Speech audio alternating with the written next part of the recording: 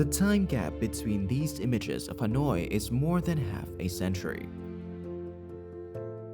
That is enough time for anything to change, but not this man's love for Hanoi and Vietnam. He is not the first Western photographer to come to Vietnam, but he certainly has the deepest affection for this land. He is a prominent name in the world of photography, thanks to his images that have touched the hearts of tens of millions of people. He has been a messenger of peace. He accompanied the Vietnamese people in the fiercest years of the war to protect their motherland. He laughed, cried, suffered, and rejoiced with people of different colors. Today, he remains firmly attached to Vietnam as if she is an inseparable part of his soul. His name is Thomas Billhardt.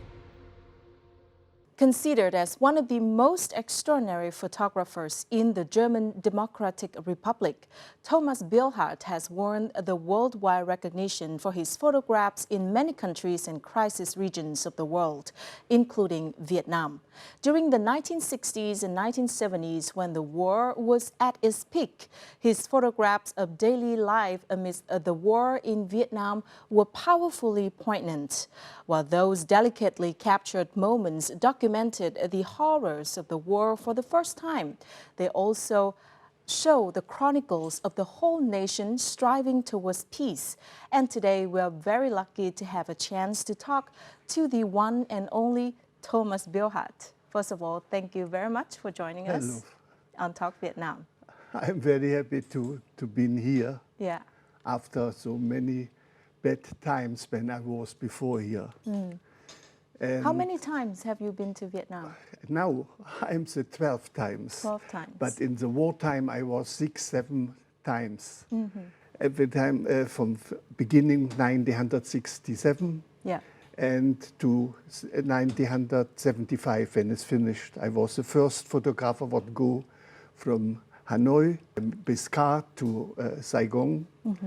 And to show all this life, the beginnings, the new life, and begin all this. This was my chance in my life. And after I come back in the peacetime, and to remember and to meet again people from the wartime. That was for me very, very, very interesting. The war has ended, and now you took pictures of things in normalcy, but you also took pictures of things when, you know, people face the most hatred and sorrow during the war. So how is it for you taking, you know, pictures with such extreme difference in terms of topics? In Germany, I made photos of our life in peace, with all the things what we have had, festivals and nice things and holidays, and the life in GDR, or my photos from Cuba in revolution.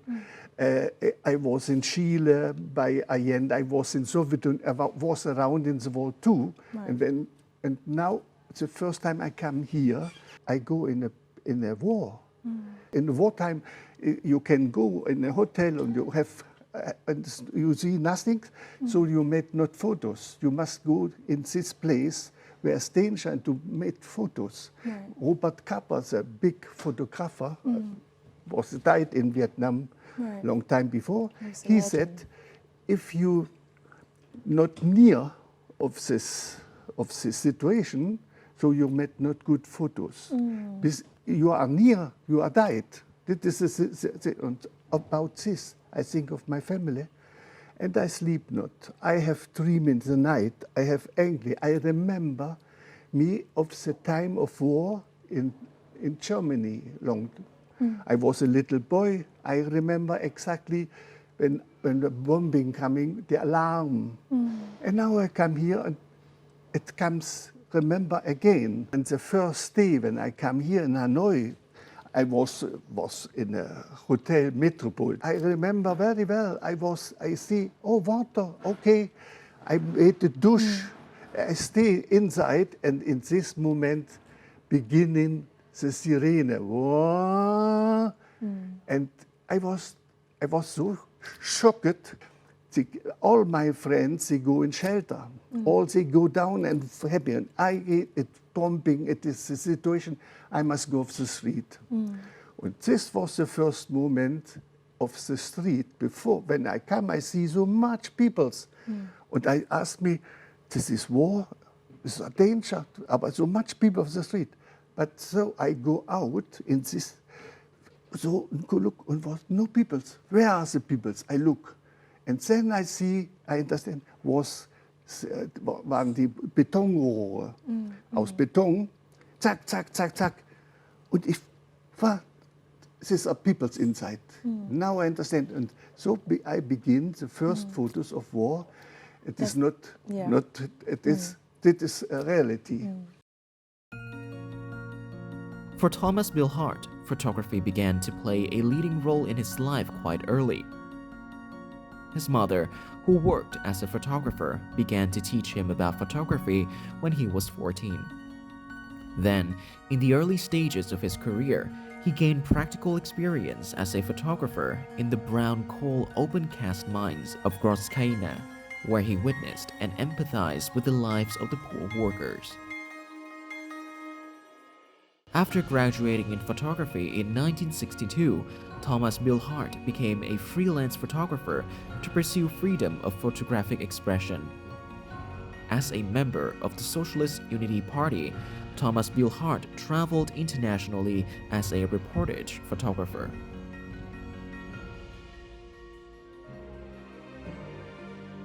In 1967, he was invited to participate in a documentary filmmaking project involving American pilots who were shot down and captured in North Vietnam. And it was this trip that proved to be the turning point in Thomas Billhardt's career. He spent 8 years working hard to depict the suffering of war and the Vietnamese people's fight for independence. After a career spanning nearly 70 years, Thomas Billhardt has received many prestigious awards. In 2019, the German Professional Association of Freelance Photographers and Filmmakers honored him for documenting the 20th century with his unique and memorable images. I want to go back to the very beginning of you, when you first, hold your camera, when you first get to know photography. Can you tell us a little bit more about, the very early day? What brought you to photography? It was my mother, who was a famous portrait photographer at the time. I was not able to attend high school. I only attended school for about 8 years and wanted to do art. So, I could only learn photography from my mother. It was in the early days of the German Democratic Republic, so life was very difficult. But my mother said, first, you must learn a trade. You must know how to do something. So, I applied for an apprenticeship, and I became a photographer. Then I had the opportunity to study at an art academy. One day, when I felt I could take really good photos, I told my professor I wanted to work as a professional photographer instead of just practicing. He advised me to go to Berlin. Berlin was the center of the political youth organization, and I should go there. So, I went and said I wanted to work as a student associate, and they accepted me. Immediately, I entered political life. It was so exciting. You got to photograph what would go down in history, from festivals to international encounters. And they sent me to Cuba in 1961. It was 1961. At that time, the revolution led by Fidel Castro was taking place in the country. I was able to witness the beauty of Cuba, of revolution and excitement. I lived in the time of revolution and fell in love with it. Afterwards, I returned to GDR. They needed an experienced photographer, and I could go out into the world. That's how I learned how the outside world. After that came my trip to Vietnam, a hot war location at the time. It was here that I understood that I did not take photos for passion or information alone, but as motivation for people to fight for revolution. My photos held great meaning to the anti-war movement, and that influenced many people. in 1967, you were with a German crew to Vietnam. As you said, you got the invitation from the director and came here to film the American pilots who were shot down. So can you share a little bit about the day when you set foot in Vietnam? When the plane landed and I stepped off, I immediately smelled the fresh soil that had just been plowed up after a bomb attack. That was something I had never experienced. I have seen bombs fall in Chemnitz, Germany, but it was in ruins, not on land with fresh soil that seemed like it was just plowed up the day before. When I arrived in Hanoi for the first time, I saw a house that had been destroyed by bombs, with its wooden furniture still inside, showing that people were living there when it was hit. Another thing I had never witnessed before. In Chemnitz, I saw ruins, not homes, so it did not feel real. I met an American pilot who did not seem to know what he was doing. I watched as he thought and answered questions from the film crew, not me. I only took pictures and listened. He sat there like an innocent lamb. He even asked us to send his wife a letter saying, "My dear wife, buy a new Bible now and again. The truth lies there. God will save us." It was always the same contradiction. When he was asked, "Do you know what you are doing here?" the pilot would say just that. Then the job is dropping bombs and killing people? Is what people would ask. When asked where Vietnam was located, he had to check the map. He had no knowledge of the culture. What is communism then? He would simply reply, "It is a forced collectivization, and we cannot make much money with it." What is freedom? It is making a lot of money. That was the problem. Nobody knew anything. On that first trip, I did not see a bomb drop. I only recorded the story and returned home. I understood that I only experienced a small part of the war, and that was not enough. So I changed the way I lived. I was breaking all the rules, trying to return to Vietnam as many times as possible. The tension was rising faster than ever. I was scared, but I needed to get closer.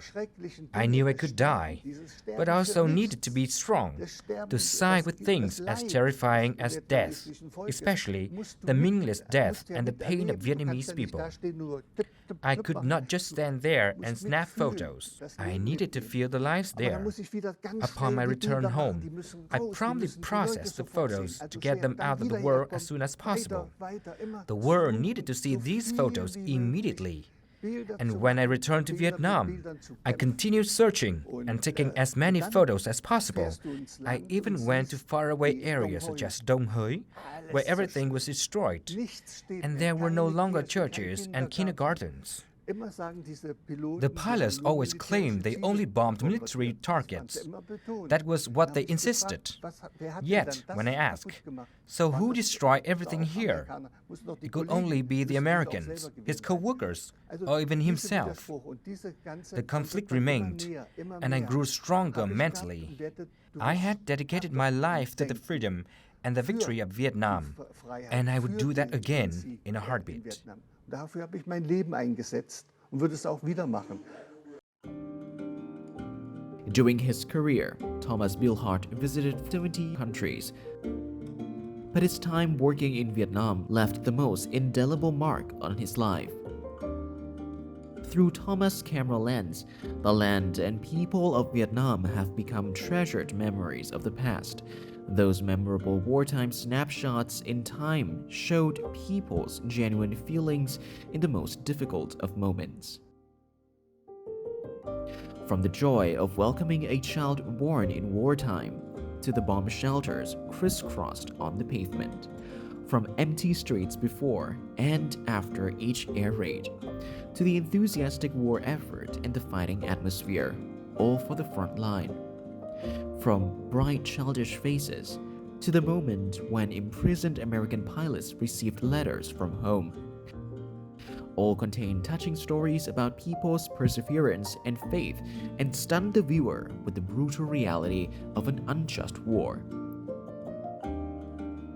His work is an important part of the history of photography in Germany, but also as a personality, he is very important for the German-Vietnamese relationship. And he shows like the humanity between the relationship between the two countries. Thomas Billhardt was one of the first international photographers to come to Da Nang and Ho Chi Minh City after the reunification of Vietnam, and the only GDR photographer to work in Lạng Sơn in 1979. He forced the world to reflect on itself and, at the same time, showed that hope always exists.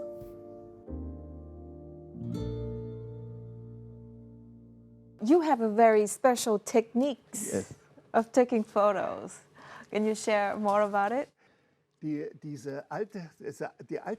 People usually look through the top viewfinder when using old cameras and point the lens here or there.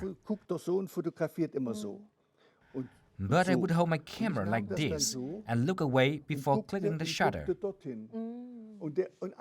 The people who were photographed never noticed. So I always got the most natural reaction.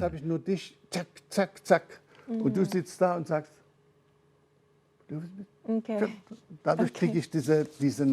Not the conscious posing people do for the cameras. Okay. Das ist das Schlimmste, was Sie machen können. Das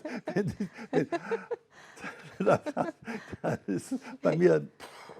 It's like investigative report to me. So now I want to talk about an incident that you saw in October 1972. That was when the B-52, right, U.S. bombers dropped bomb in Vietnam, and it has left a deep impression on you. So can you share a little bit about that? I do not know what to say. I was lucky I wasn't there when the bombs fell. Then I might not have been alive. But soon after that, when I went down to Haiphong and some other cities, I saw enough to take some photos. The aftermath, the destruction, still fresh in its wake. The sight angers me to this day. It was even worse when I learned what the Americans did later, because I didn't know it then. First, they dropped explosives and destroyed all the houses. Then, they came again to drop the napalm bombs. Those fell onto bunkers and started fires, forcing everyone who hid in the shelters to run out. Then they dropped cluster bombs, and these were what killed the people. Such an exact method was not meant to take out military targets. It would have been understandable if they bombed artillery or army barracks. But they took aim at a city instead. This infuriated me. The angrier I became, the more I worked to condemn this horrifying war. Finally, when I came here, I realized that my photos could only reflect a small part of the devastation I witnessed. The damage was much greater, so I had to take symbolic photos. I always think if I tell the story of a school, I must take photos of the school, or the same with temples and pagodas. But the more I saw, the worse I felt. I want to talk about a specific photo that you took. You can see here. This is the photo of a boy who was killed by the bombing, and the grandmother is mourning. So can you tell us a little bit about the context of this photo? I was on my way to take photos of some construction sites and soldiers. I went back to the hotel. It was around October 1972. I stood by the window and took photos that always interested me, cyclists. Back in the day, the bicycle was the common vehicle that carried everything. Then a shell rushed in all of a sudden without any warning. Und eine Rakete ohne Alarm I only saw smoke flying over. Normally, they wouldn't let me get close to the scene, but maybe they understand the great impact of my photos. So an official from the ministry said, "Come on, Thomas, we'll get there." And we headed to the house where the shell landed. I walked in, and the first thing I saw was the bandaged people.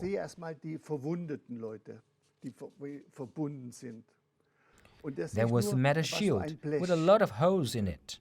The tip of the shell had exploded like a frag bomb.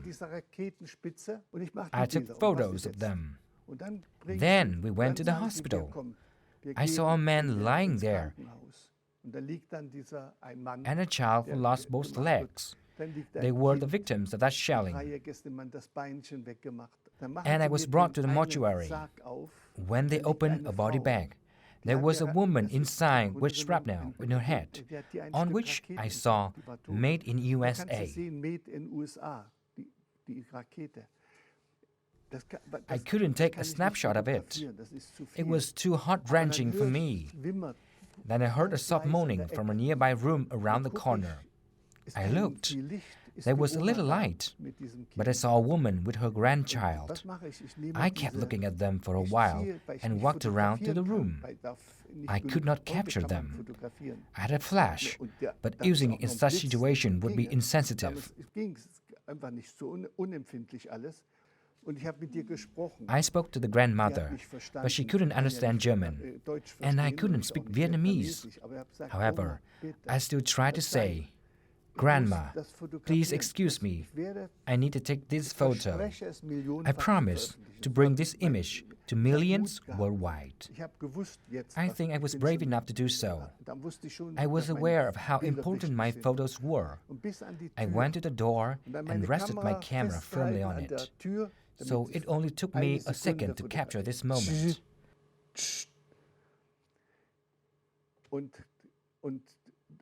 That was the first time. And I actually presented the photo to the world in my exhibitions. If it were before, when I was younger, I wouldn't have dared to do something like that. But there are times we must sacrifice privacy for the greater good. I took the photo as a call for an end to the war. And that's how the boy didn't die in vain. And today, the father again confirmed that he understood why I did that.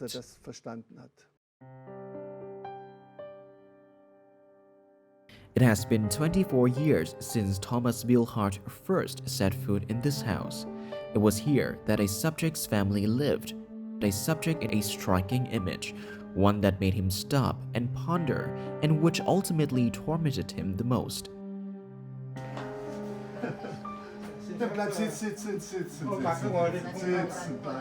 These flowers are for you.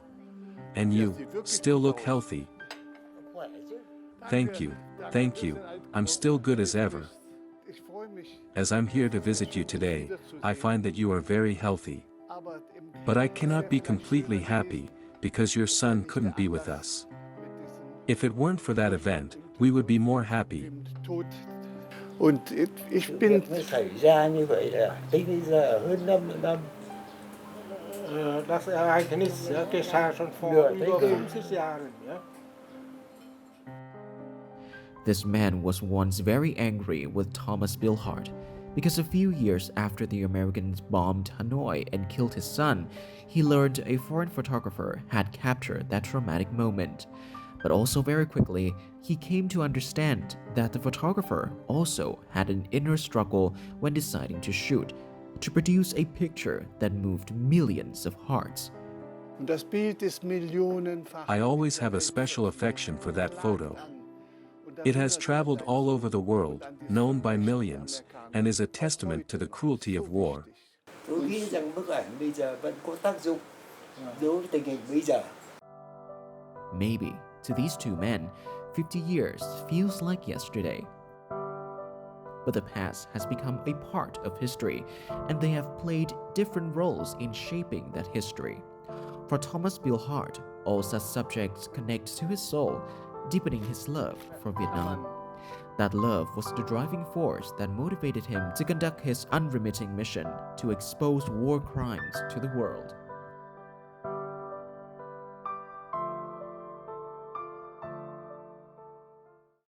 So, can you tell us more about the victims that you found and you saw in hospitals after the bombing? It's always been a difficult subject for me. We cannot always go into a hospital and press a shutter button because many patients need rest. When in hospital, I tried to figure out what was going on with them and describe the sufferings through my photos. I had to closely observe and talk to the people. For example, when I saw a woman lying in a bed, the doctor said she had a bullet struck in her head, one of those destructive bullets.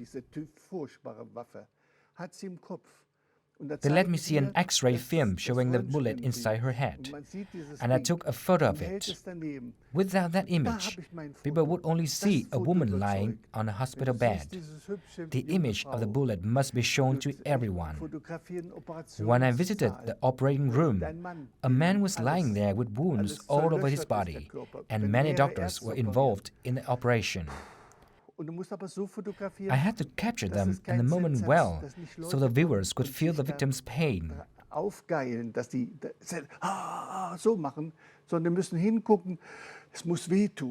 also saw a woman and a child in the hospital.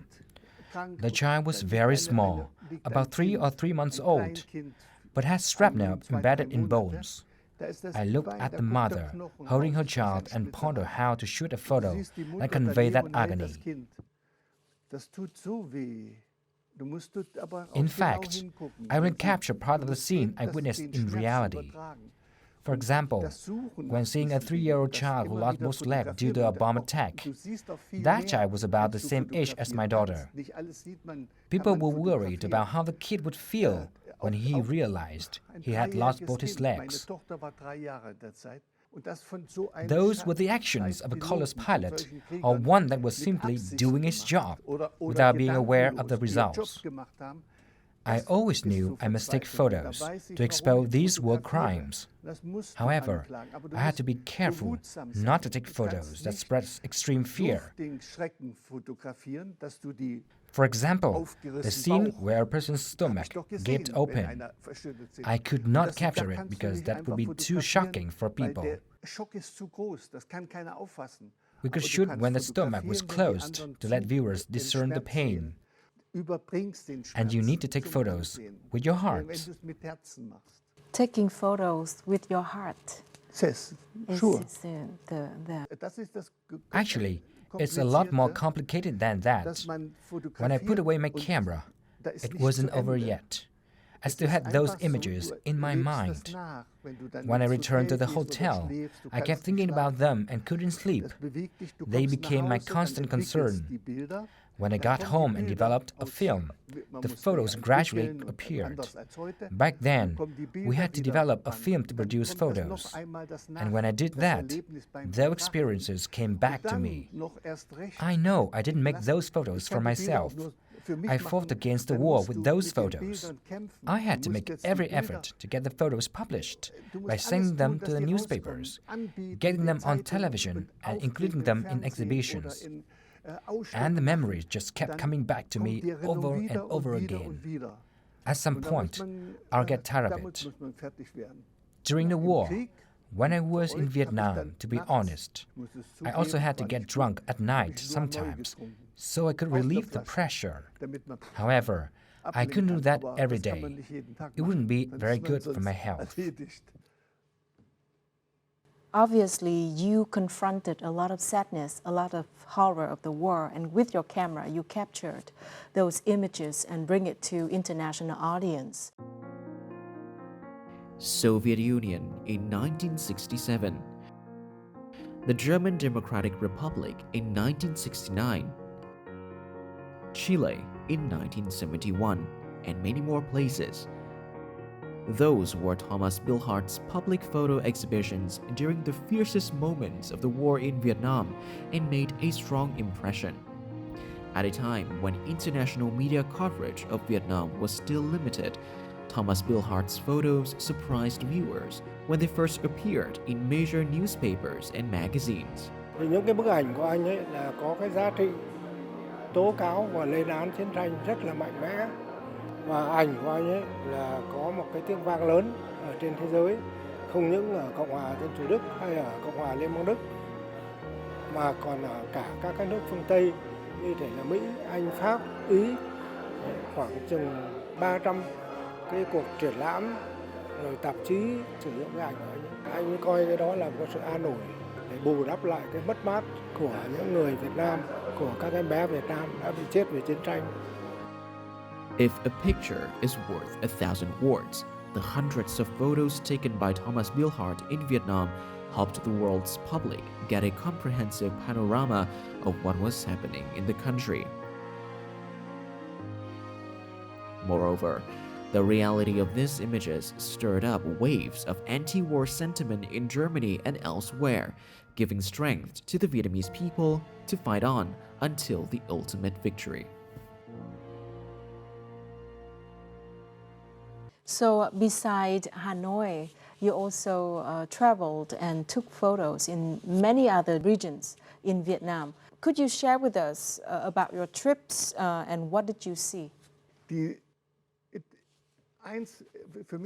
It was really stressful and difficult for me to get to those places during wartime. Bomb destroys roads and bridges. It was a very long journey and contained many dangers along the way because planes could arrive and bomb at any time. The previous day I saw a bomb falling behind me, which was extremely dangerous and stressful. Then the next day, I crossed the broken bridge, still under repair. Then military convoys arrived when we were in the middle of the bridge. Ultimately, crossing the bridge took us 2 or 3 hours. When I was stuck there for about 3 hours with military convoys, the fear gradually grew in me. I also couldn't get out of the car because I could immediately fall into the water. In fact, there was no way to get out, only some planks serving as a crossing.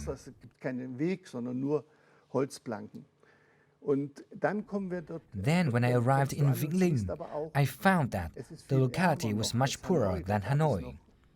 Despite that, people still lived there, but almost everything was jeopardized.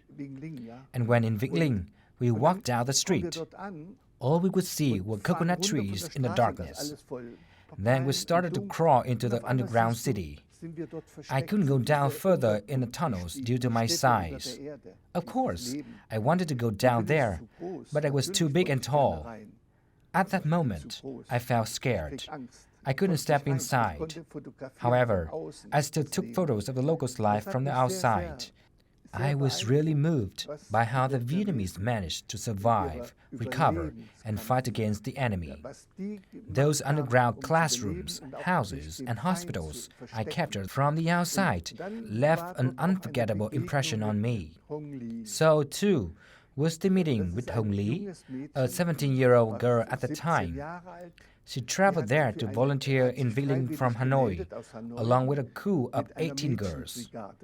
They had been there for 4 years, working hard to repair the roads, then went underground when finishing their jobs. They often watched where American planes dropped bombs to repair damaged roads. Her best friend died from a snake bite on her neck. Therefore, even when the temperature was 40 degrees Celsius, she had to wear a hat and a thick scarf when going to work to avoid snake bites. 4 of her other friends died from American bombs. She had to bury her friends on 2 occasions. She seems to be the prettiest and loveliest girl I've ever photographed. Her story became a major filmmaking topic. I recounted it many times when I got home. I asked her what her greatest wish was. There wasn't even a cassava, let alone ice cream, cold beer, or anything of today's modern life. I asked her, what is your biggest wish when you return to Hanoi? She said she wanted to go to a lakeside cafe and enjoy a cup of lemonade with lots of ice. I published this story in a newspaper, and it touched many readers' hearts. Many boys wrote love poems to her. She, for us, was a heroine, a charming and lovable heroine. I also met Hồng Lý again in 1999, and it was also a personal story and life experience. The first time Thomas Billhardt returned to Vietnam, when it was no longer engulfed in the smoke of war, he was joined by filmmakers Dietmar Rast and Eric Gilnick. With them, he visited many locations in North Vietnam where he worked during the war. However, after 20 years away, Vietnam had changed dramatically, and Thomas had difficulty tracking down Hồng Lý or any of his other photographic subjects. What was their life like after the war? That is what he's always worried about. With the help of locals, an exhibition of Thomas' wartime photographs was erected in the heart of Hanoi. Thousands of people of all ages enjoyed the photographs of a bygone era, images many of whom had never seen before. The exhibition had an unexpectedly strong impact. As a result, Thomas Billhardt eventually reunited with many of the people from his past. Long, das freut mich ja. Du siehst ja noch genauso aus, schau mal. Kennst du das? Zwei? Mit den Haaren noch und alles, mit ihrer Jugend noch die Haltung. Sie guckt doch hier. Da? Zeig nochmal. The same red, like it is. You have seen in colors this photo?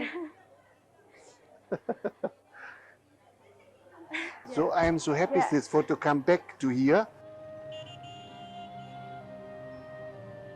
But finally, Thomas eventually found Hồng Lý, the young woman with a simple dream. Die Hồng Lý ist das. Anh khác cái bụng. Älter und dicker geworden. Bạn đúng là cũng già hơn lên và Das cũng ist béo Hồng ra. Lý. Ich sehe das am Gesicht. Đúng chị là Hồng Lý rồi, tôi nhận được ra chị ngay. Damals Đã da quá unten lâu in rồi, dieser. như vậy tức là giờ gặp chị lần sau 2 lần thì đến bây giờ thì cũng rất lâu với lại gặp lại chị. Witnessing the peaceful life that his photo subjects have now, it can be said that Thomas Billhardt's mission to tell the truth about the war in Vietnam has been accomplished.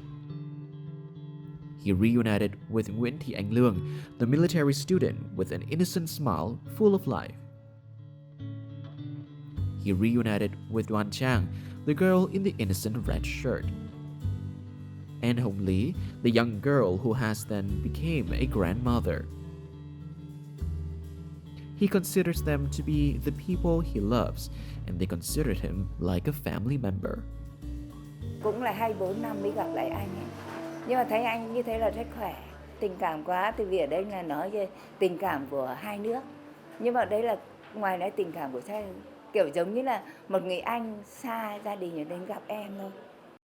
Vietnam is constantly developing and a far cry from nearly 60 years ago. But for Thomas, it simply made him love this country and people more, to set himself a new mission, to introduce the modern beauty of the country and Vietnamese people to the world. Thomas, tell us more about the job you are doing now. You said you would be traveling with tourists, right, to Vietnam. Das ist sehr liebenswert. That is great. I'd never come up with that. A travel agency asked me about finding tourists who want to experience Vietnam with me. I replied that I liked the idea. I thought I could go with them and tell them my stories. And it went like this. I arrived at the airport, and there I met 24 people, 19 of whom went with me to Vietnam. I worked with those elderly tourists who were familiar with my photos. Because of those photos and their influence, they chose to travel with me to experience Vietnam in a new era. Since I had to stay here to lead another tour in Vietnam, I couldn't go home immediately. I led a tour from Hạ Long through Hanoi to Da Nang. Then I had to wait for another 24 visitors to come to Vietnam. Quite a few people were signing up for the tour, and I went on another tour to the south of Vietnam, to Ho Chi Minh City, to visit wartime tunnels. Then I led another tour with 20 participants, starting the trip in May. I told them many stories. I was very happy that the tourists and I were close like a family, because we all loved Vietnam very much. They were all excited and stayed in touch with each other after the trip. They all said that the trip was amazing and knew I was here. They all experienced Vietnam not as ordinary tourists, but experienced the country through my eyes, my love for Vietnam, and my photos embedded in their minds. They all read my books and ask me a lot of questions. For this reason, I had a chance to tell them many interesting stories. I really enjoyed that.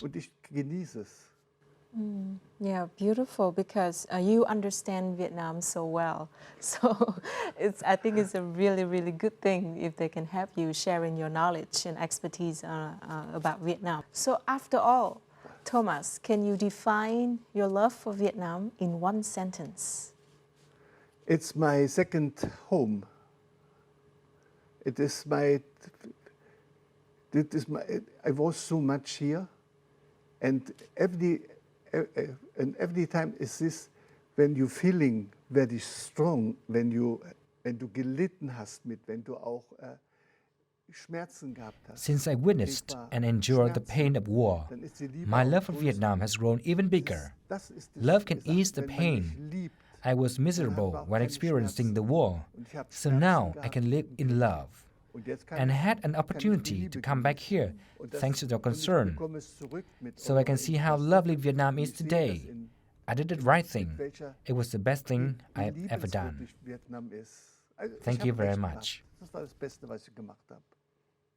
Yes, thank you so much for your love for Vietnam and for your work featuring Vietnam, both in wartime and peacetime.